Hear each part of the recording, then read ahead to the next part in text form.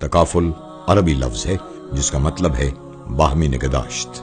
تکافل دراصل زندگی اور معاشرے کی وہ گلک ہے جس میں ہم سب مل کر ایک دوسرے کی خوشیوں کو محفوظ کرنے کے لیے سکے ڈال رہے ہیں۔ تکافل کے شعبے میں پاک قطر تکافل پہلا ایسا گروپ ہے جو کہ فیملی یا لائف تکافل اور جنرل تکافل کی خدمات فراہم کر رہا ہے۔ ہر ایک کو مالی تحفظ کی فراہمی اس ادارے کا وجودی نظریہ ہے۔